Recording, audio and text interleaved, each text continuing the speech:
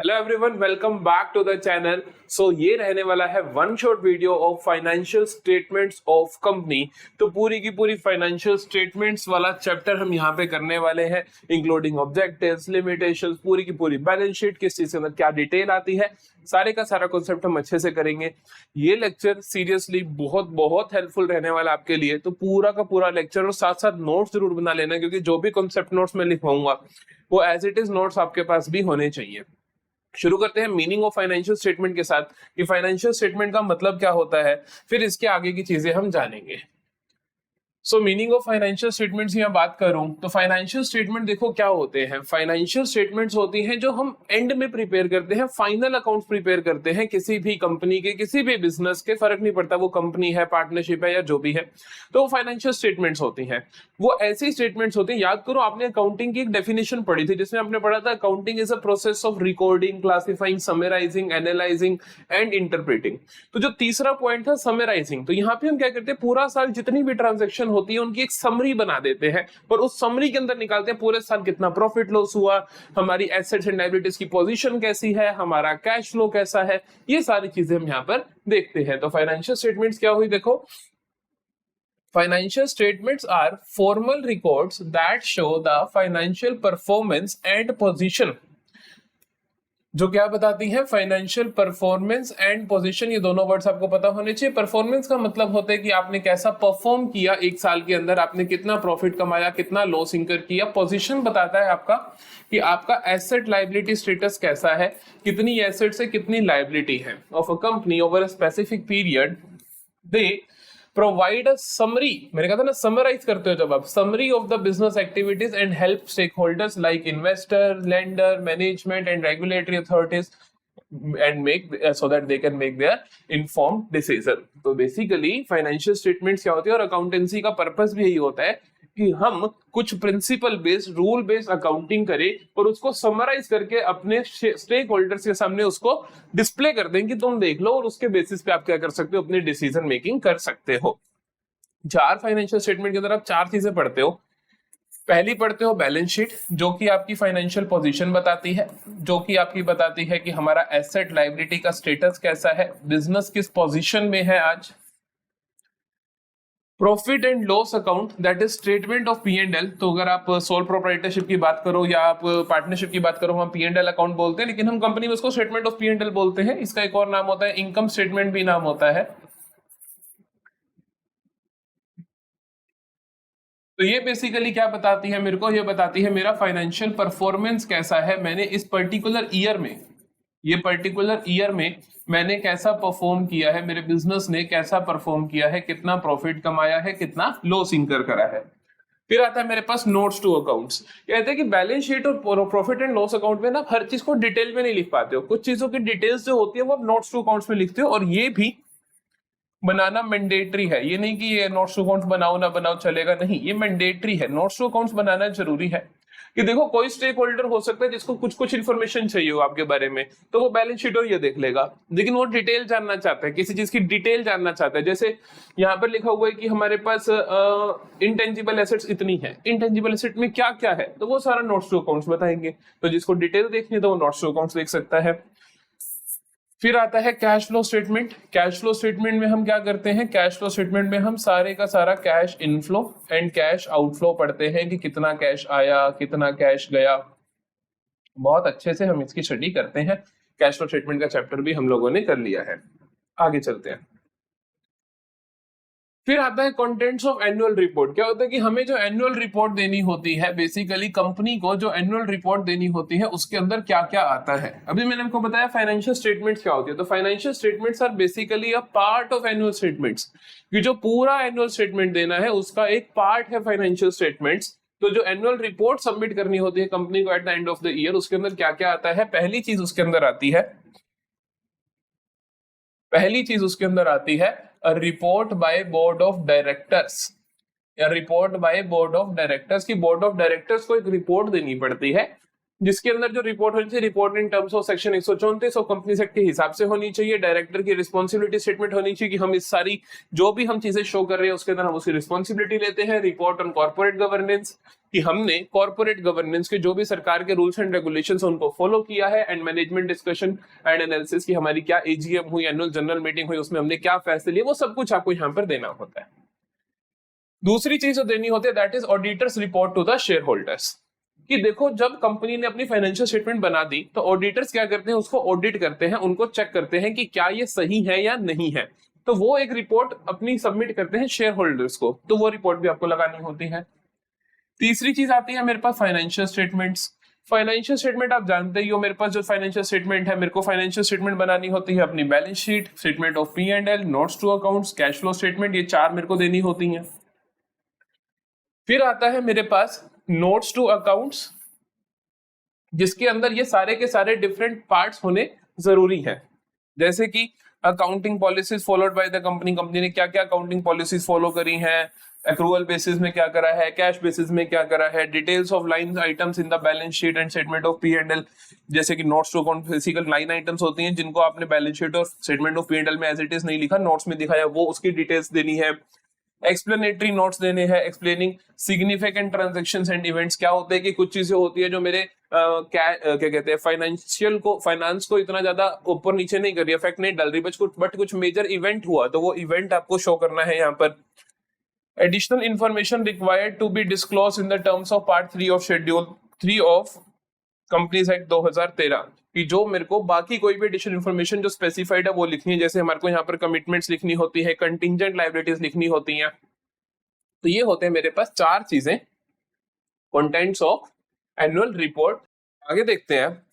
सो फिर आते हैं मेरे पास what is the format of balance sheet. ये मेरे पास मोस्ट इंपॉर्टेंट चीजें हैं कि what is the format of balance sheet, what is the format of statement of P and L. बहुत ध्यान से फॉर्मेट्स देखना और जिस तरीके से जो चीजें मैं आपको लिखूंगा वो सारी की सारी अगर आपको अच्छे से याद है तो आप इसका क्वेश्चन गलत नहीं करने वाले हो। मैं सच बता रहा हूँ 3 से 4 क्वेश्चन कम से कम आप देखने वाले हो फाइनेंशियल स्टेटमेंट में से अपने सीयूईटी के फाइनल पेपर में।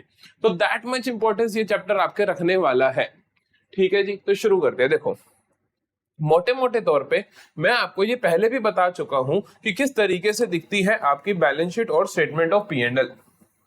अगर मैं बैलेंस शीट की बात करूं तो मैंने आपको बताया हुआ है कि बैलेंस शीट कैसी होती है। फिर से एक क्विक रिवीजन देते हैं जो मैंने आपको बताया है, फिर हम वहां पे चलेंगे कि किसके अंदर क्या क्या आता है। बैलेंस शीट की 2 साइड्स होती हैं, ये होगी मेरे पास इक्विटी एंड लायबिलिटी साइड, वैसे वर्टिकल बनती है जो फॉर्मेट में भी आपको दिखा भी दूंगा। एक हो गया मेरे पास एसेट साइड। इधर मेरे पास 3 मेजर हेड्स होते हैं, 3 मेजर हेड्स हम देखते थे जिसके अंदर मैंने आपको बताया था सबसे ऊपर आता है शेयर होल्डर्स फंड, फिर आता है नॉन करंट लायबिलिटी, फिर आता है आपके पास करंट लायबिलिटी। अब आप एक और हेड भी पढ़ोगे, अभी मैं आपको बता दूंगा। इधर अगर हम एसेट साइड में देखें तो नॉन करंट एसेट और करंट एसेट। ठीक है जी, तो पहले देख लेते हैं जल्दी से क्या क्या चीजें हैं, फिर हम उन्हें किस किस तरीके से ध्यान रख पाएंगे। सो शेयर होल्डर्स फंड एक नया जो आपके पास आ रहा है that is share application money pending allotment. अभी इसके मीनिंग के बारे में बात भी करेंगे। फिर नॉन करंट लायबिलिटी, फिर करंट लायबिलिटी, ये होगी मेरी पूरी equity and liability side. Share holder fund में क्या क्या आता है? शेयर होल्डर फंड में आपके पास आता है, मैंने आपको याद करवाया था संयम सर के नाम से, है ना। एस से हो गया शेयर कैपिटल और एसआर से हो गया रिजर्व्स एंड सरप्लस। लेकिन एक और चीज अब हम पढ़ेंगे that is money received against share warrants. देखो शेयर कैपिटल के अंदर क्या क्या आएगा। शेयर कैपिटल के अंदर आपके पास इक्विटी शेयर की कैपिटल भी आ जाएगी और प्रेफरेंस शेयर की कैपिटल भी आ जाएगी। रिजर्व्स एंड सरप्लस के अंदर जो आपका net balance of statement of P and L है वो आ जाएगा, कि मतलब कि statement of P and L में क्या बैलेंस आया, प्रॉफिट आया, लॉस आया, दोनों यहां आएंगे। ये आपका नेट प्रॉफिट है या फिर नेट लॉस है, क्योंकि डेबिट बैलेंस है तो आप नेगेटिव करके यहाँ लिख दोगे, पॉजिटिव है तो आप पॉजिटिव लिख दोगे। तो क्योंकि लॉस की और भी जगह दी नहीं होती हमारे को बैलेंस शीट में, तो रिजर्व्स एंड सरप्लस के अंदर सरप्लस हमारा पॉजिटिव हो सकता है, नेगेटिव हो सकता है। रिजर्व्स की बात करूं तो कोई भी रिजर्व जैसे कि debenture redemption reserve, capital redemption reserve, security premium reserve, सिर्फ सिक्योरिटी प्रीमियम नाम होता है, सिक्योरिटी प्रीमियम रिजर्व नाम नहीं होता इसका, सिर्फ सिक्योरिटी प्रीमियम नाम होता है। इस तरीके से कोई भी reserve, workman compensation reserve, investment fluctuation reserve, कोई भी चीज, कैपिटल रिजर्व, कोई भी रिजर्व आपको दिखेगा वो सारे के सारे रिजर्व्स एंड सरप्लस का पार्ट होंगे। प्रॉफिट भी आता है और लॉस नेगेटिव बैलेंस के रूप में यहाँ पे शो हो जाता है। Money received against share warrants क्या होते हैं? देखो शेयर वारंट्स क्या होते हैं, पीस ऑफ पेपर होते हैं, ऐसा डॉक्यूमेंट होता है बेसिकली कि उसके बदले में आज तुमने शेयर नहीं दिए सामने वाले को, बट वो कन्वर्टिबल है, वो कल को शेयर्स में कन्वर्ट हो जाएंगे, तो ऑटोमेटिकली आज नहीं हुए कल हो ही जाएंगे, तो वो हुआ क्या, शेयर होल्डर्स फंड का ही पार्ट हुआ ना। तो ये क्या होता है, they will be converted in shares on future date. Future date में एक स्पेसिफिक डेट पे स्पेसिफिक प्राइस में ये कन्वर्ट होंगे, ठीक है, स्पेसिफिक डेट पे स्पेसिफिक प्राइस में ये कन्वर्ट हो जाएंगे। फिर आता है मेरे पास share application money pending allotment. ये क्या होता है, मान लो क्या हुआ कि यार मैंने शेयर इशू करे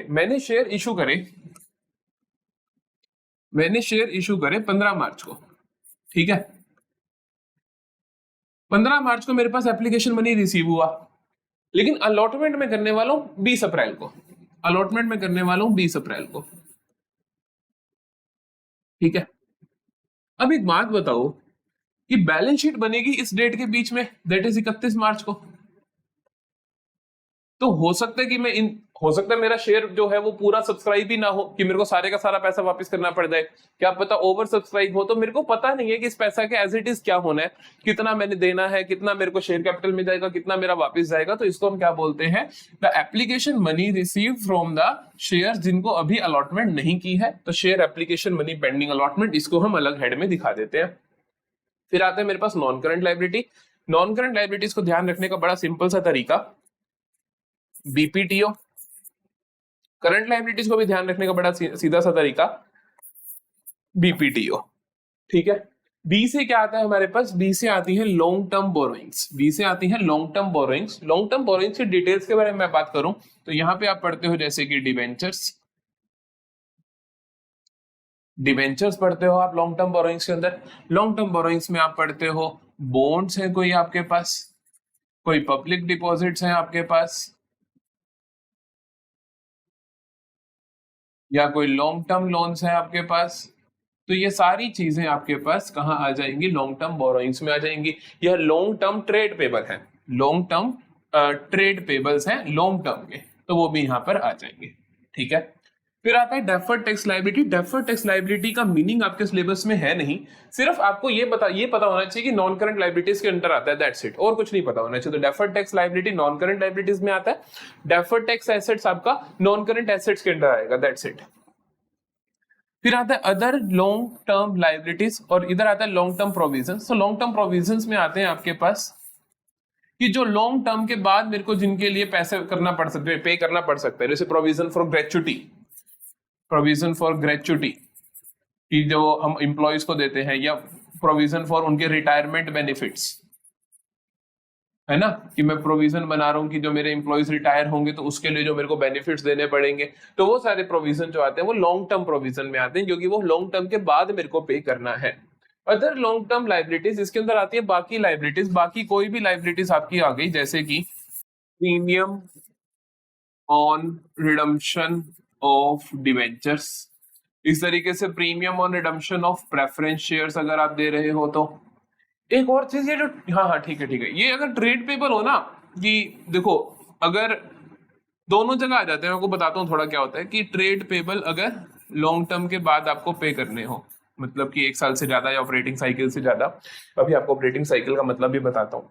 तो बेसिकली अगर आपके ट्रेड पेबल्स हैं, वो स्पेसिफिकली नेचर स्पेसिफाई कर दे, कई बार वो नेचर इस तरीके से स्पेसिफाई करता है कि वो हमने बोरोइंग ही लॉन्ग टर्म के लिए की थी, तब आप उसको ये कंसीडर करते हो। अगर कुछ ना क्या रखा तो आप ये कंसीडर करके चलते हो कि ट्रेड पेबल लॉन्ग टर्म के अगर है तो हम उनको अदर लॉन्ग टर्म लायबिलिटीज में मानते हैं। बेसिकली ज्यादातर जो आपसे पूछा जाएगा वो यही पूछे जाएंगे, ठीक है। फिर आते हैं हमारे पास करंट लायबिलिटीज। करंट लायबिलिटी से बीपीटीओ, बी से आता है short term borrowing, short term के लिए आपने बोरो कर रखा है, शॉर्ट टर्म के लिए कोई लोन ले रखा है, शॉर्ट टर्म के लिए बैंक ओवरड्राफ्ट का मतलब ही शॉर्ट टर्म होता है। इसी तरीके से आपने कोई कैश क्रेडिट ले रखा है, तो ये आपकी सारी की सारी आ जाती है शॉर्ट टर्म बोरोइंग्स के अंडर आ जाती है। ट्रेड पेबल्स इसके अंदर आते हैं आपके creditors and bills payable, creditors and bills payable इसके अंदर आ जाते हैं आपके। अदर करंट लाइबिलिटीज में बाकी लाइबिलिटीज आते हैं, ये बताता हूं क्या क्या। शॉर्ट टर्म प्रोविजंस में आपके पास आ जाता है provision for doubtful debts, provision for doubtful debts आ जाता है।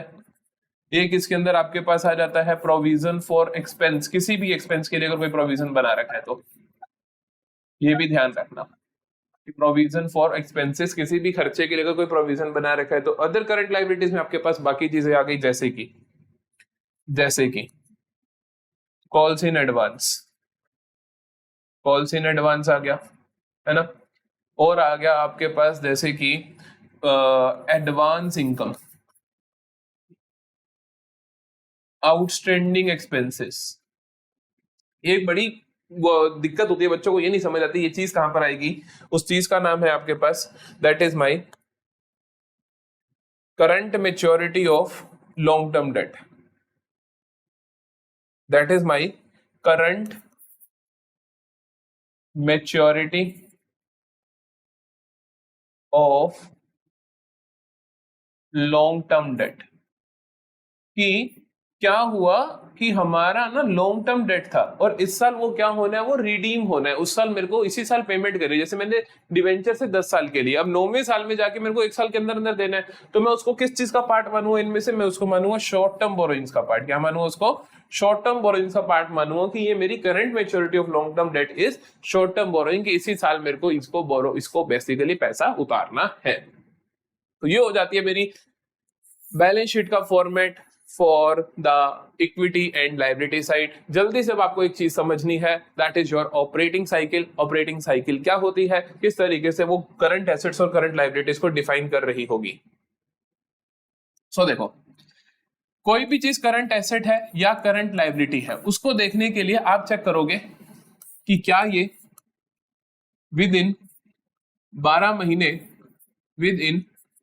महीने रियलाइज होने वाली है। जैसे करंट एसेट है तो कि क्या 12 महीने के अंदर अंदर कैश में कन्वर्ट हो जाएगा। करंट लायबिलिटी है, क्या 12 महीने के अंदर अंदर पे करना पड़ जाएगा।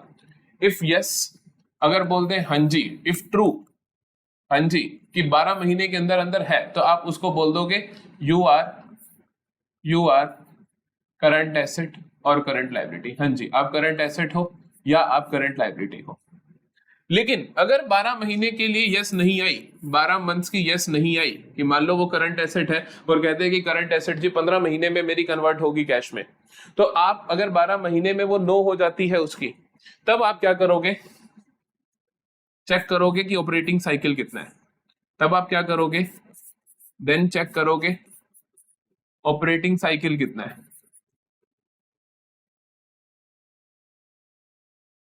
ऑपरेटिंग साइकिल चेक करोगे, अगर विद इन ऑपरेटिंग साइकिल है, if within operating cycle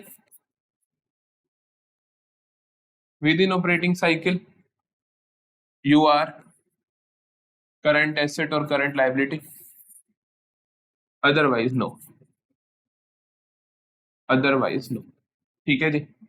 2-3 example देता हूं मैं आपको, बहुत अच्छे से क्लैरिटी आ जाएगी क्या कहना चाहता हूं मैं आपको। वो करंट एसेट और करंट लायबिलिटी फर्क नहीं पड़ता, ठीक है। मैं कहता हूं कि ऑपरेटिंग साइकिल है। ऑपरेटिंग साइकिल होता है टाइम पीरियड बिटवीन हमने कोई एसेट ली और उसका कैश में कन्वर्ट हो जाना, वो टाइम पीरियड होता है ऑपरेटिंग साइकिल। सो बेसिकली मैं कहता हूं ऑपरेटिंग साइकिल है एक बिजनेस की 13 महीने की, एक की है 14 महीने की, एक की है 11 महीने की, एक की है 8 महीने की, एक की है 12 महीने की, ठीक है।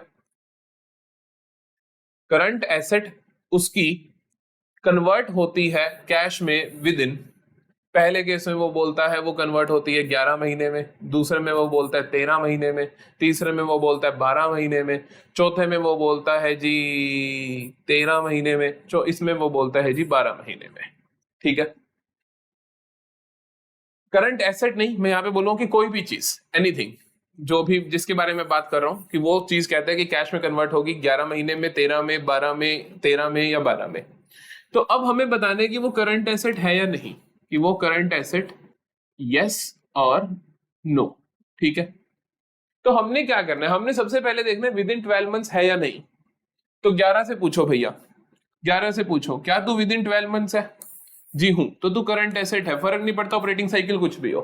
13, क्या आप विद इन 12 मंथ्स हो? नहीं हो, तो अब क्या करोगे? चेक करोगे ऑपरेटिंग साइकिल, ऑपरेटिंग साइकिल 14 महीने की है, क्या ऑपरेटिंग साइकिल के विदिन है? बिल्कुल है, तो ये भी करंट एसेट है। 12 से पूछो क्या 12 के विदिन है पड़ा तो तू करंट एसेट है। 13 से पूछो क्या तू 12 के अंदर है?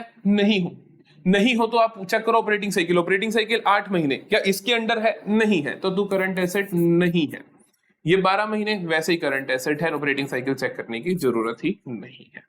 तो समझ आया आपको कॉन्सेप्ट कि किस तरीके से आप करंट एसेट और करंट लायबिलिटीज को जान जाओगे। पहले आप 12 महीने से कंपेयर करोगे, उसके बाद ऑपरेटिंग साइकिल से करोगे। अगर दोनों के अंडर नहीं आ रहा तो आप कहोगे कि मेरी करंट एसेट या करंट लायबिलिटी नहीं है। चलो अब हम बात करते हैं फॉर्मेट ऑफ बैलेंस शीट के अंदर, हम बात करते हैं हमारी एसेट साइड की, कि हमारी एसेट साइड कैसी दिखती है, एसेट साइड में क्या क्या आता है। तो एसेट साइड में आपके पास नॉन करंट एसेट्स और करंट एसेट्स दो चीजें आती हैं। अगर मैं पहले बात करूं करंट एसेट्स की, तो करंट एसेट्स की अगर मैं बात करूं तो करंट एसेट्स के अंदर जो आपके पास आता है दैट इज सोसाइटी, SOCITI। और मैं नॉन करंट एसेट की बात करूं तो इसके अंदर आपके पास आता है पाई, PAI। ठीक है, तो करंट एसेट्स में आपके पास सोसाइटी में क्या क्या आता है, ऐसे बात करें अगर हम बात करें तो ऐसे आते हैं हमारे पास short term loans and advances. Short term loans and advances की शॉर्ट टर्म के लिए अगर आपने किसी को लोन दिया है या कोई एडवांस किया है तो वो आपका करंट एसेट में आएगा। ओ से आता है मेरे पास अदर करंट एसेट्स, जो कि लास्ट नंबर पे लिखी हैं, अदर करंट एसेट्स। इसके अंदर क्या क्या चीजें आएंगी मैं लास्ट में बताऊंगा, पहले आपको बाकी सारी बता दूं।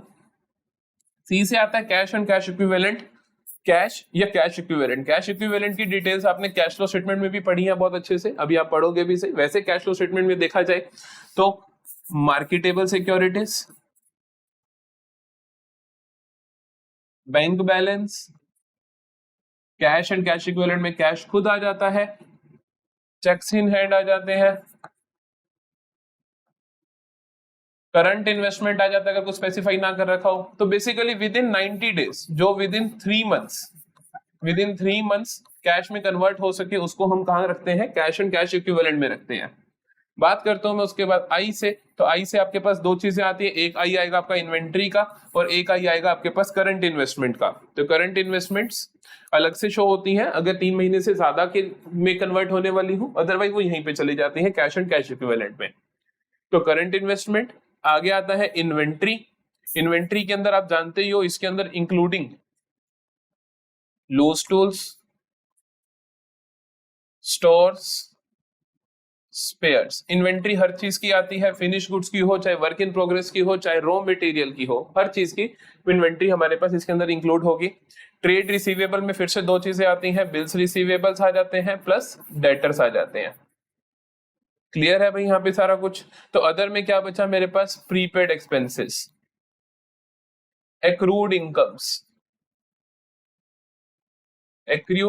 इसी तरीके से करंट लायबिलिटी में मैंने एक चीज लिखा है आपको, interest accrue but not paid, तो वो भी उसके अंदर आ जाएगा कि इंटरेस्ट एक्रू हो रखा है लेकिन हमने पे नहीं किया। तो यहाँ पे आ गया मेरे पास प्रीपेड एक्सपेंसेस, एक्रूड इनकम आ जाता है हमारे पास। ठीक है जी, तो ये हो गई मेरे पास करंट एसेट की पूरी डिटेलिंग। नॉन करंट एसेट की बात करूं तो property plant and equipment, P से। ए से आता है लॉन्ग टर्म एडवांसेस। आई से आता है मेरे पास non current investments. Deferred tax assets हम रेशियो एनालिसिस में ज्यादा ध्यान नहीं देते तो इसीलिए मेरी फुल शॉर्ट फॉर्म में नहीं है। डेफर्ड टैक्स एसेट मैंने आपको पहले ही बताया कि जो डेफर्ड टैक्स लायबिलिटी है वो नॉन करंट लायबिलिटी में आती है और डेफर्ड टैक्स एसेट होता है वो नॉन करंट एसेट में आता है। ठीक है जी, जल्दी से रीड करते हैं एक एक चीज के बारे में, किसमें क्या क्या आएगा। सबसे पहले हम बात करते हैं टेंजिबल एसेट्स की। तो ऐसी एसेट जिनको आप देख सकते हो, आप टच कर सकते हो, फॉर एग्जांपल बिल्डिंग, मशीनरी, ऐसी कोई भी एसेट, ये डिजिटल बोर्ड, ये कैमरा, ये लैपटॉप, ये पेन, ये सारी क्या है, ये लाइटिंग, ये सब क्या है, टेंजिबल एसेट्स है। इनटेंजिबल एसेट्स के अंदर आते हैं जिनको आप देख नहीं सकते, टच नहीं कर सकते, जैसे कि goodwill, software, patents, trademarks, franchisee, ये सभी चीजें आपकी आ जाती हैं इनटेंजिबल एसेट्स में। कैपिटल वर्क इन प्रोग्रेस, जैसे कि टेंजिबल एसेट्स जो वर्क इन प्रोग्रेस में चल रही हैं, कि बिल्डिंग अभी पूरी नहीं हुई है तो building under construction, machinery under construction, ये सब आता है। इंटेंजिबल एसेट्स अंडर डेवलपमेंट में कि पेटेंट्स आपने अप्लाई कर रहे हैं लेकिन अभी ग्रांट नहीं हुए, तो वो आ जाएंगे आपके पास इंटेंजिबल एसेट्स में, कि इंटेंजिबल एसेट्स जो अंडर प्रोसेस चल रही हैं। फिर आता है मेरे पास non current investment. Non current investment आप कहीं पे भी कर सकते हो। आपने प्रॉपर्टी खरीद ली कोई रेंट के पर्पस के लिए, आपने लॉन्ग टर्म के लिए क्या कर रखा है, क्या कहते हैं, आपने कोई पार्टनरशिप फॉर्म खरीद रखी है, कोई आपने क्या कर रखा है, कोई कंपनी खरीद रखी है, कोई कंपनी एक्वायर कर रखी है, कोई आपने क्या कर रखा है कि आपने कोई गोल्ड जैसी कोई सिक्योरिटी ले रखी है, कोई सिक्योरिटी ले रखी है, कोई बॉन्ड्स ले रखे हैं, किसी के गवर्नमेंट बॉन्ड्स ले रखे हैं, कोई आपने शेयर्स सिक्योरिटी के अंदर ही आ जाएगा, किसी के शेयर्स ले रखे हैं, डिवेंचर्स ले रखे हैं, तो किसी और कंपनी के आपने ये सब ले रखा है, तो वो सारी आपकी नॉन करंट इन्वेस्टमेंट है। डेफर्ड टैक्स एसेट आ जाएगा। Long term loans and advances में आपने सामने किसी को लोन दे रखा है लॉन्ग टर्म के लिए, या आपने अपने सप्लायर्स को एडवांसेस दे रखे हैं, या लॉन्ग टर्म के लिए एडवांसेस दे रखे हैं आपने अपने सप्लायर को जिससे आप माल खरीदते हो, तो ये आ जाएंगे। अदर नॉन करंट एसेट्स के अंदर, बाकी बची नॉन करंट एसेट्स के अंदर एक जो मेजर चीज आती है that is long term trade receivable, कि आपने ट्रेड रिसीवेबल्स हैं आपके लॉन्ग टर्म के लिए। एक और इंपॉर्टेंट चीज आती है कि इंश्योरेंस क्लेम रिसीवेबल, ये बहुत इंपॉर्टेंट है। ये देखो जहां पे आपके नंबर कटने होंगे वो ये जगह है, insurance claim receivable, insurance claim receive होना रहता है। एक और चीज आती है, आपने कोई सिक्योरिटी डिपॉजिट करवा रखे, जैसे कोई एक बिजनेस होता है तो उसको सरकार के पास कुछ सिक्योरिटी डिपॉजिट करवा के रखने पड़ते हैं, तो वो भी आपकी क्या आ जाएंगी, अदर नॉन करंट एसेट्स में आ जाएंगी। ठीक है जी। करंट एसेट की डिटेल हम पहले कर चुके हैं, नॉन करंट एसेट की यहां पर खत्म होती है, तो यहां पर फॉर्मेट ऑफ बैलेंस शीट मेरा अच्छे से खत्म हो जाता है। चलो अब हम बात करते हैं format of statement of P&L की statement of profit and loss का कैसा मेरे को फॉर्मेट देखने को मिलने वाला है। कुल मिला के आपको यहाँ पर 7 आइटम्स देखने को मिलेंगी, वो आपको सातों की सातों अच्छे से याद होनी चाहिए। यहाँ पे आपको 7 आइटम्स देखने को मिलती हैं। ठीक है जी। किसमें क्या क्या आता है बहुत ध्यान से हम सीख लेंगे। सबसे पहली चीज revenue from operations. Revenue from operations का मतलब होता है नेट सेल्स। नेट सेल्स का ऑटोमेटिकली मतलब होता है कि सेल्स माइनस सेल्स रिटर्न। एक चीज ध्यान रखना कि यहां पर सिर्फ नेट सेल्स नहीं आती, एक और चीज भी आती है, प्लस कर देते हैं हम सेल ऑफ स्क्रैप, कि जो आपने स्क्रैप बेचा वो भी आपका आरएफओ के अंदर काउंट होता है। कोई आपसे पूछा आरएफओ में क्या क्या आता है, तो आपने नेट सेल्स करी प्लस जो सेल ऑफ स्क्रैप करी। ठीक है। अदर इनकम में बाकी सारे इनकम, ऐसे बहुत सारे इनकम हो सकते हैं एक बिजनेस को, कमीशन रिसीव्ड, डिस्काउंट रिसीव्ड, कोई बोनस रिसीव्ड, एटसेट्रा, कोई भी ऐसी आपकी आलतू फालतू इधर उधर की इनकम हो सकती है। मेजर इनकम आपकी सेल्स में आ जाती है, बाकी कोई भी इनकम आपको दिखे, जैसे interest received, dividend received, rent received, ऐसे कोई भी इनकम आपको जो दिखेगी वो अदर इनकम में आ जाएगी। इन दोनों को जोड़ने पे आपको मिलेगा टोटल रिवेन्यू। फिर आप एक्सपेंसेस की डिटेल्स पढ़ते हो, आप एक्सपेंसेस को माइनस करते हो। एक्सपेंसेस की जो डिटेलिंग दी गई है उनको बहुत ध्यान से सुनना। पहला आता है कॉस्ट ऑफ मटेरियल कंज्यूम्ड, कि आपने कितना मटेरियल कंज्यूम करा। बहुत सिंपल से कि जैसे रॉ मटेरियल आपके पास साल की शुरुआत में 1 लाख का था, आपने साल के बीच में 50,000 का और खरीद लिया, एंड में 20,000 का ही पड़ा, तो इसका मतलब आपने यूज कितना कर लिया, 1,30,000 का। क्या बोला मैंने, साल की शुरुआत में 1 लाख का था, 50,000 का और खरीद लिया, टोटल हो गया 1.5 लाख का। साल के एंड में सिर्फ 30,000 का पड़ा, तो 1,20,000 का आपने यूज कर लिया। इसका मतलब तो ये कैसे निकलता है, opening plus purchases minus closing. तो मटेरियल कंज्यूम कैसे निकलेगा, ओपनिंग शुरुआत में कितना था, कितना और खरीद लिया, माइनस कर दो अभी भी जितना पड़ा है। Purchases of stock in trade, जितना भी आपने स्टॉक इन ट्रेड स्टॉक खरीदा। Changes in inventory of finished goods, work in progress and stock in trade. कहते हैं कि जो भी इन्वेंट्री के अंदर चेंज आया, जो साल की शुरुआत में था जो अब है, वो सारा यहां पर आप लिख दोगे। हमने कॉस्ट ऑफ मटेरियल कंज्यूम में ये लिखा ना कि ओपनिंग माइनस क्लोजिंग किया, बीच में जो परचेज किया वो लिख दिया। इसका हमने परचेजेस अलग से लिख लिया कि जो आपने परचेज कर रहे हो स्टॉक इन ट्रेड। तो यहाँ पे मेरे पास बच जाएगा जो भी इन्वेंट्री में चेंज आया, जो कि मेरा निकलेगा ओपनिंग माइनस क्लोजिंग से। सिंपल सी बात है। साल की शुरुआत में मेरे पास 2 लाख रुपए का फिनिश गुड्स पड़ा था, साल के एंड में वो सिर्फ 1.5 लाख का पड़ा है, तो इसका मतलब 50,000 मैंने बेच दिया होगा।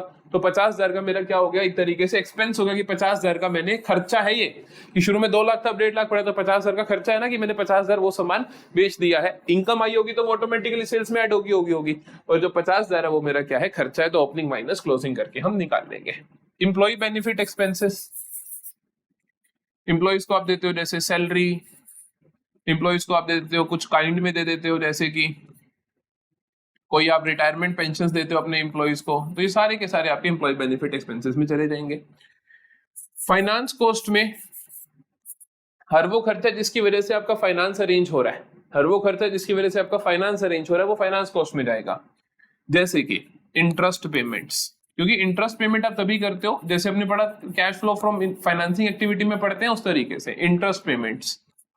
आपने डिविडेंड की पेमेंट करी, आपने शेयर इशू एक्सपेंसेस करे, आपने शेयर इशू एक्सपेंसेस करे, तो ये सभी खर्चे कहां जाते हैं, आपके फाइनेंस कॉस्ट में जाते हैं, चाहे इंटरेस्ट पेमेंट हो, डिविडेंड पेमेंट हो, शेयर इशू एक्सपेंस हो। इस तरीके से आपके जितने भी खर्चे होते हैं, अंडर राइटिंग कमीशन हो, ये सारे इसलिए करे जाते हैं ताकि हम अपना फाइनेंस अरेंज कर सके। यहां पर एक स्पेशली नोट भी दिया हुआ है आपकी बुक में, दैट इज बैंक चार्जेस। तो वो जो नोट दिया हो तो वो ध्यान से पढ़ना चाहिए हमें। That is bank charges are counted as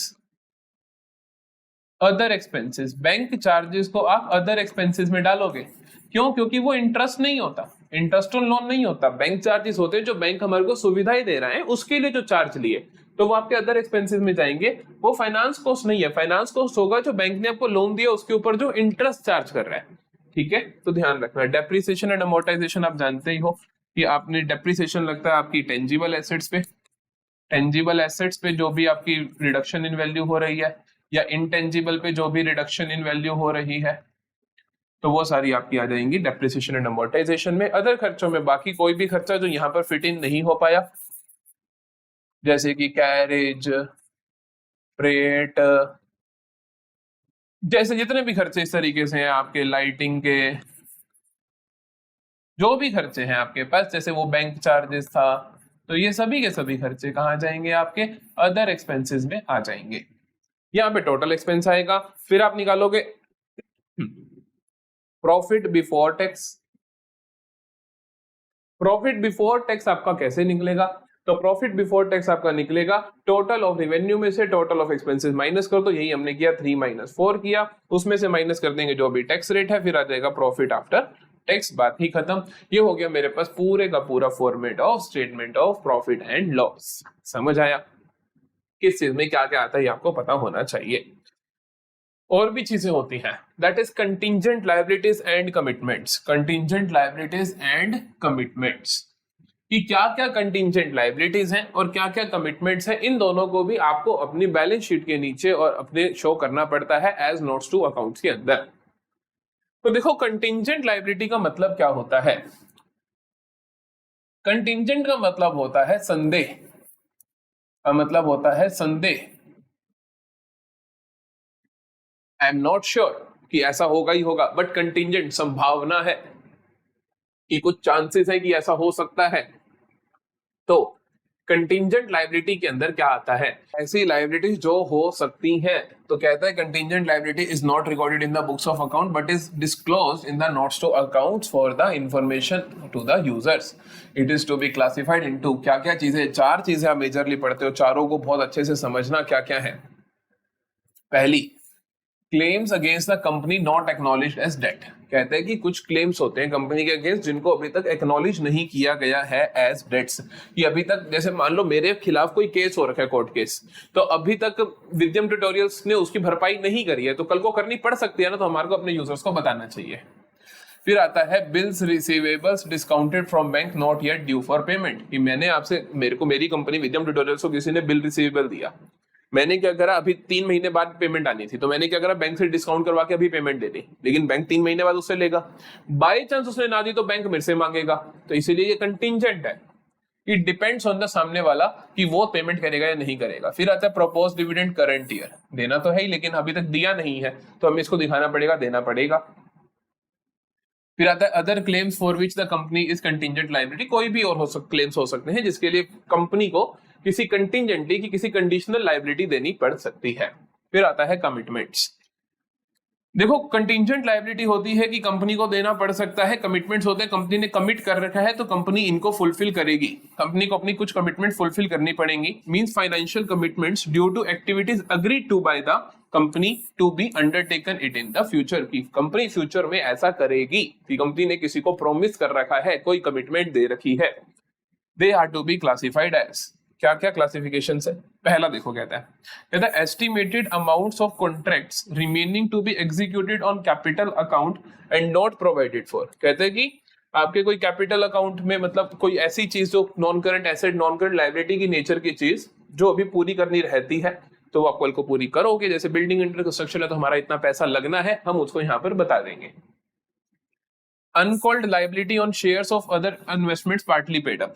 जैसे हमने देखा कि शेयर्स की पेमेंट जो होती है वो इंस्टॉलमेंट्स में होती है।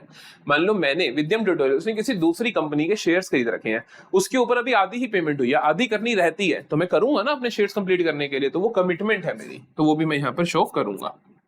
फिर आता है other commitments nature to be specified. Other commitments आपको क्वेश्चन बता देगा किसी तरीके की कमिटमेंट की, ऐसी भी कोई कमिटमेंट है हमारी तो आप समझ जाओगे कमिटमेंट्स में आना है।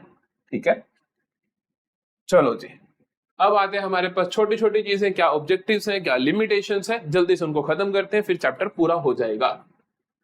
मेरे पास है what are the objectives of financial statements. बहुत बेसिक से ऑब्जेक्टिव्स है, इसमें कोई बड़ी बात नहीं है।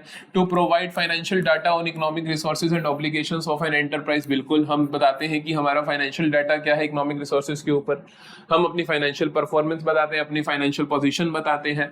To show the implications of operating profit on the financial position of an enterprise, कि हमारे ऑपरेटिंग प्रॉफिट का क्या इम्प्लीकेशन है हमारी फाइनेंशियल पोजीशन पे। तो देखो ये बेसिकली इस तरीके से लिखे हुए हैं कि पेपर में कैसे आपको उनको सुंदर बना के लिख देना है। कहानी ये है, फाइनेंशियल स्टेटमेंट के ऑब्जेक्टिव है सारा कुछ सिस्टमेटिक रिकॉर्ड में आ जाए, सारा कुछ गवर्नमेंट के कंप्लायंसेस के अकॉर्डिंग हो जाए, सारी चीजें यूजर्स को सही इंफॉर्मेशन सही तरीके से मिल जाए।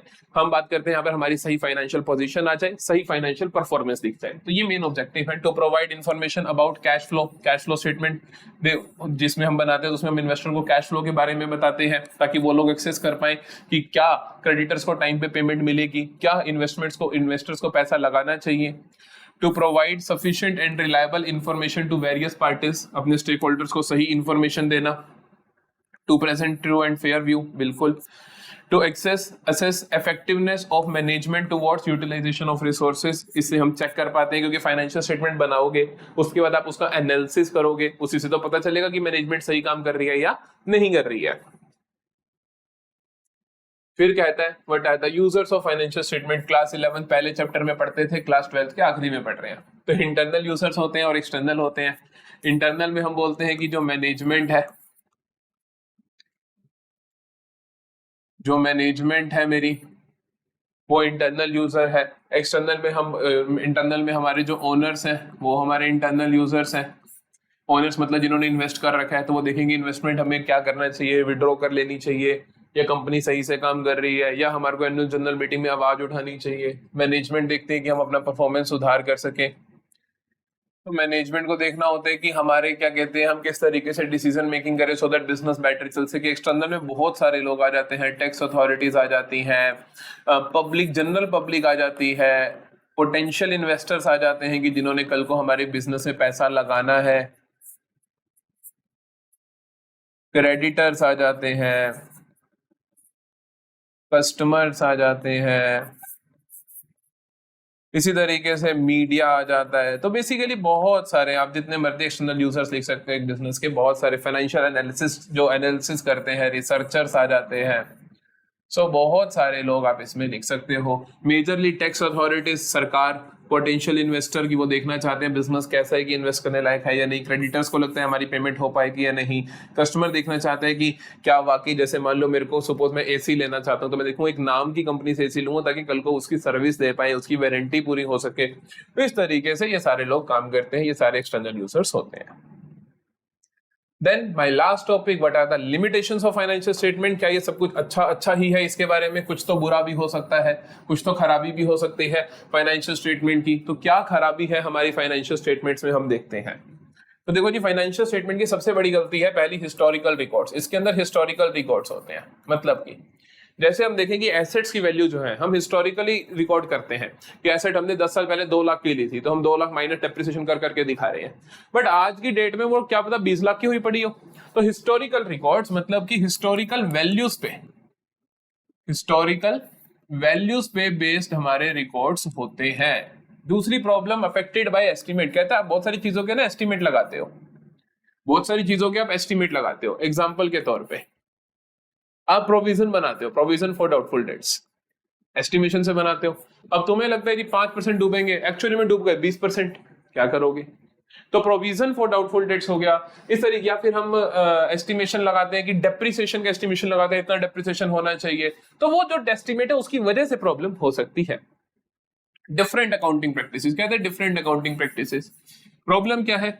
सेम काम करने के डिफरेंट तरीके हैं। कोई ए मेथड है, कोई बी मेथड है, कोई सी मेथड है, कोई डी मेथड है।